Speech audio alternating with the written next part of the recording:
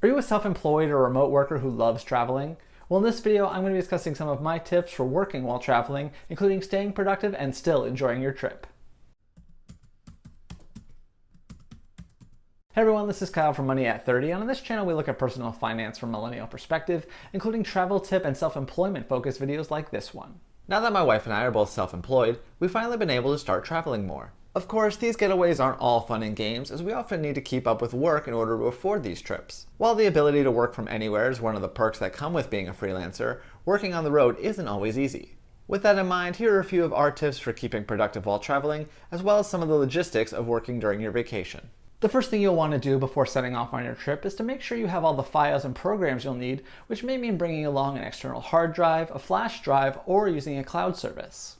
If you're like me and use a different computer at home than when you're away, it can be easy to forget about the differences between your machines. That's why, as I'm packing for our trips, I'll make sure to back up my current projects to an external hard drive I can bring along with me. In my case, having an actual hard drive is important because I might need to do some video editing on the road, but others might opt to just use a flash drive to bring their files along instead. On top of that, you might also want to utilize various cloud services. This could include full online backup services like Backblaze that'll help you protect against any losses. Additionally, you can utilize free services like Dropbox or Google Drive to help you keep track of all your documents and files you'll need while away from your main machine.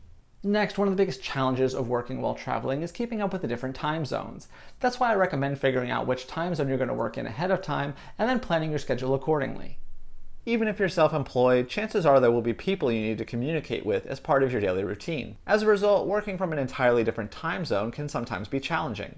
That's why it's worth looking into the time difference before you leave and working out a schedule that makes sense for your needs. In some cases, maintaining your regular routine in your home time zone can be all but impossible if you're traveling across the globe, but you'll likely want to find at least some overlap time so that you can reach the people you need to reach at a decent hour. Another potential plan is to split your day so that you work some in the morning and some at night, in the hopes that you might maximize the overlap time you have. Another major headache that can arise when traveling is the loss of a Wi-Fi connection. That's why it's always a good idea to have a contingency plan in place for such internet emergencies. Hotel Wi-Fi isn't always the most reliable, and so it's always a good idea to have a backup plan for how you can stay connected.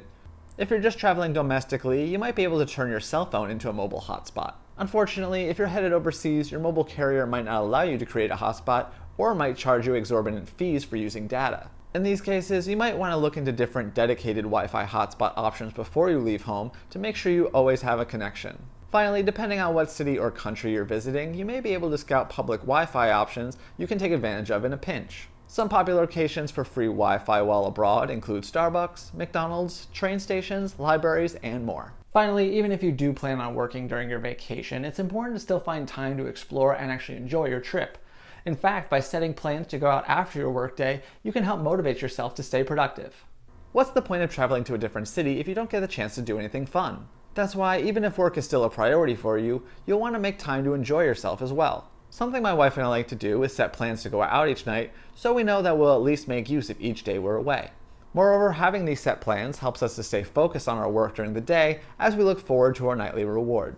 Additionally, since there are some attractions that you can only accomplish during the day, you may want to rearrange your schedule on a couple of days or plan on doing these afternoon activities on weekends. I hope these few tips help you get your work done while seeing the world, but for more of my top tips on this topic, I'll have a link to my article on Money at 30 in the description box down below.